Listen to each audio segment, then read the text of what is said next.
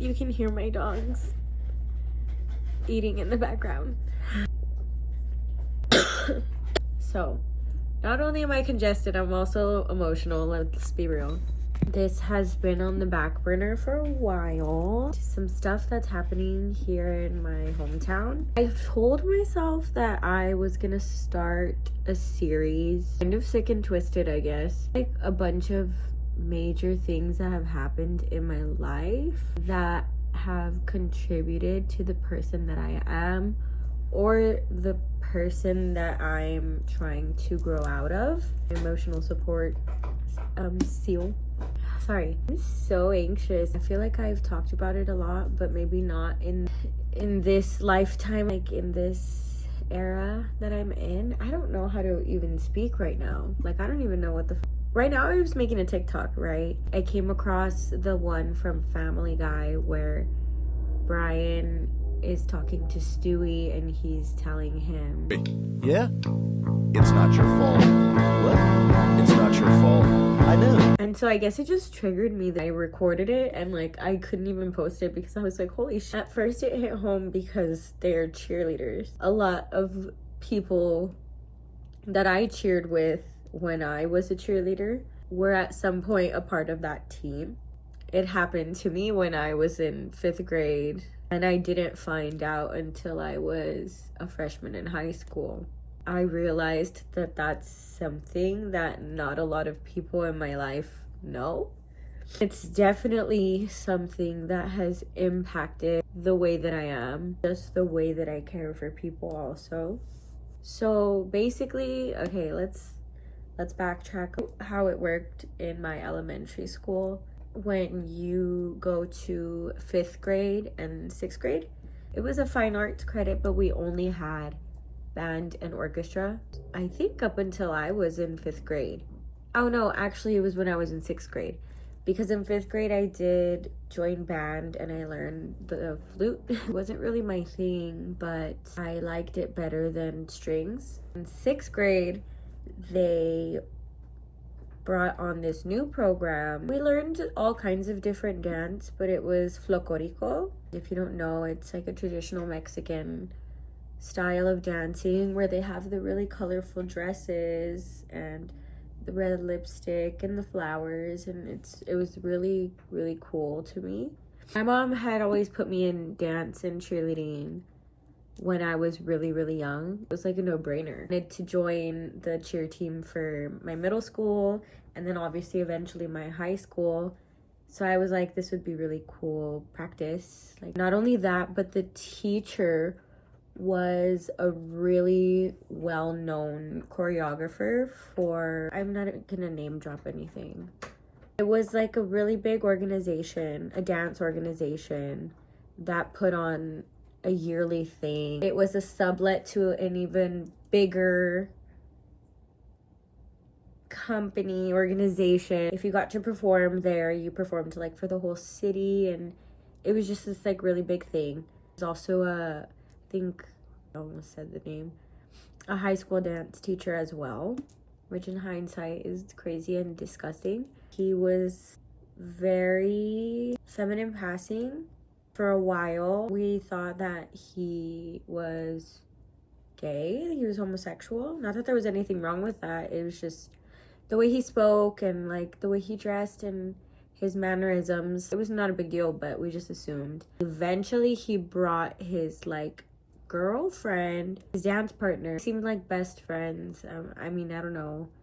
I wasn't well versed on bisexuality or anything like that, but that was kind of just like, it threw people off. I remember actually my mom being like, oh, he has a girlfriend? Like, oh, okay. I mean, I guess since you kind of already know the punchline, I can just say everything in order, like chronological order, instead of like how I found out and then whatever. So because he was so like well known in the city's dancing scene, he was able to get us performances at like the school district office. Probably, no, I don't. Had a DVD that had my performances, and I think I might have destroyed them therapeutically. So he bought us all of our costumes. Well, the way that it was in my elementary school at that time, we had the main building and we had portables. Flocorico was in a portable. To go to the restroom, we would have to go all the way into the main building. What this guy did was he just kind of like propped up 3 curtains against the wall, like an open face closet with shelves. It was like a cube, basically. There were times when our parents were there and there were times when our parents weren't, but like he bought us, I remember specifically, he bought us leotards to put under one of our costumes. He like told us specifically, you don't have to, but the dancers wear the leotards with nothing else under. At the time, I think we just had so much respect for him and he was our authority figure. What were we really gonna say? I was in the 5th grade. How old are we in the 5th grade? Like 11? I don't know, a lot of stuff from my childhood is blocked off. I think what happened when he said that, half of us stayed in the portable and used that little room, and I think the other half just walked to the main building. Well, unfortunately, back then, all I knew how to do was behave and shut up. I just did it. And I didn't think anything of it, and I did it exactly how he like said. And I remember afterwards, that same year, again, we're like 11 years old, and unfortunately, I feel like I matured really, really young. Somebody at some point did say something about him having a camera in a tissue box. Like there was a hole in the tissue box. I just remember being like, you guys are so silly. You guys are so immature for even like coming up with something like that. It wasn't a big thing. Like it was something that was brushed off like so easily, and it's so sad. That was it from then up until I started high school. Can't remember if it was, no, the school year had started already. My mom was watching the news. I think she called me into her room. I was across the hall from her. He was getting arrested. Him and his partner, which was a guy, they had like hundreds of cassettes, USBs of different kits. It was massive. They gave us a number. I think I had still had it blocked completely at that point. They would basically run your face through the database. If they call you back, then like you're on it. And I remember just like going to school, and I was dealing with like health stuff at that time too. I just like wanted to be normal. I promise you, a lot of people didn't know that this was happening. I mean, the silver lining, which if there's any, right, to this situation is it urged me to have a backbone in the moment that I needed it so bad. My life was crying for a backbone, and it sucks that it had to be so drastic, but that's the reality of it. That's what happened, because obviously they called me, or they called my mom, and they said that we might have her, but we need you to come in and identify her, or have her identify herself, basically. I don't even know where it was. It was downtown, but I don't know, like half of it. I don't know. I just remember the air being so cold and heavy at the same time. Like I'm walking down a narrow hallway and there's like rooms on each side, and like I saw one of my friends in one, and I like passed by another. Being in the actual room doesn't feel like a real memory. It feels like a nightmare. Actually, the way I remember it was just the room was so dark. It's just like me, everyone behind me. In reality, it was just the detective, my mom, my dad, and then me in front. Like the old-fashioned TVs, like on the stands. I just like remember being so close to the TV, and I don't remember seeing myself.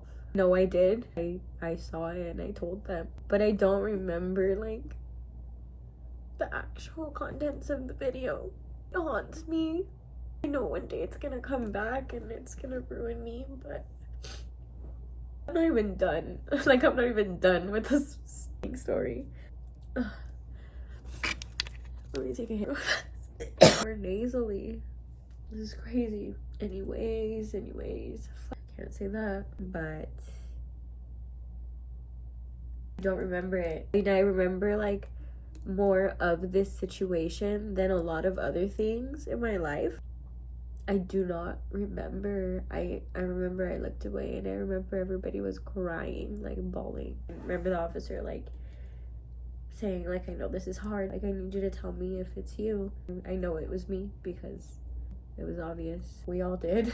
They asked if I wanted to testify, and to my understanding, you know, like they say there's hundreds and hundreds and hundreds of different files. You would think, you know, there's gonna be 10 testimonies maybe. Like, I was the only one who testified at all, and I feel like I didn't even know until after I had written my testimony. Thankfully, because I don't know if it was because it was just me or because I said it or because they said it, but I read it in a separate room into a mic that they heard in the courtroom. I remember all of that, but like I kind of wish I remembered the look on his face. Because my mom said something too. They literally trusted him with us, like so much. We would stay after school, he would feed us, and he gave us all of our costumes and all of our makeup. Like his girlfriend did the makeup, and like out of left field, and for it to be like so many years later, I guess. Honestly, I've done a lot of hard things, and that was definitely top 3, I think. Editing me here, and I also have to tell you that posting this video is gonna make top 5 also, because I'm procrastinating. It was scary. I was still little when I had to testify, and I was sick, and I was a freshman, and it was just so much going on. Like, he even tried to get early release and he got denied. I don't know how I would not have anxiety knowing that he was out. That's disgusting. It's like a different level of just gross and like inhumane. Not only is it a power dynamic in the age gaps, you being someone's teacher, somebody that you build like a rapport with them and their parents, you literally use that to be the scum of the earth, and I will never ever respect him for that. I would love to just think of him seeing this at some point of his life, or his partner, or any of his family who sat there and asked for his bail because he learned his lesson. I'm sorry. I'm not sorry. The amount of stuff that they found and the amount of years that it went on for, get real. Because we put him in a box, like, I don't care. Cancel me. Like, I was a baby. That boy that they just arrested from the cheer team, the instructor, even looking at the comments, and some families were like, yeah, he gave us weird vibes, so we decided not to join the team. It's so frustrating to me because that's who I was, and like I feel like I heard something and I could have said it back then. You're never too young to speak up for yourself and to speak up for others, and I'm very proud of myself for testifying, but if it could be nipped in the bud way sooner, like, it could have spared a lot more families of the trauma that I know I deal with. There's tons of stuff that I hyperanalyze, and it's a lot. Stuff that triggers me, like this freaking TikTok that I was making, it made me bawl my eyes out. Something's weird, like say something, and say something to someone important. Don't let it be gossip. I know none of it was my fault, but I still feel like I could have done more. and the person that I am now would have done more, and this is the only way that I can really do more. Just open to the point where maybe somebody else feels a little bit inclined to be the same. Maybe somebody who's younger than me feels inclined to do the same, which would be amazing, because I mean, it would be amazing if we didn't have to deal with it at all, but unfortunately we live in a crazy world right now, and losing your voice is not an option. But yeah, that's my 30-minute sob story. If you listened throughout this whole thing, I appreciate you so much. And know that we're besties now, because you know a secret of mine. And if my mom sees this, she's gonna bawl her eyes out as well. And a lot of my childhood friends too. I am not gonna be known as the woman who just sat there and shut the fuck up. I was that girl for too long, and I'm not that girl anymore. And deal with it. Deal with it or kiss it. I used this video to procrastinate cleaning, but you'll see that in another video. I love you guys, and I say this every time, but I'm gonna try to be more consistent. My Instagram almost got deactivated. Thank you for watching me cry for 30 minutes. Thank you for listening to me. I love you guys. I cherish you guys. There's 600 of us now, which in the grand scheme of things doesn't sound like a lot, but like 600. 1,200 eyes are watching me. That's pretty cool. And I appreciate every single one of you guys.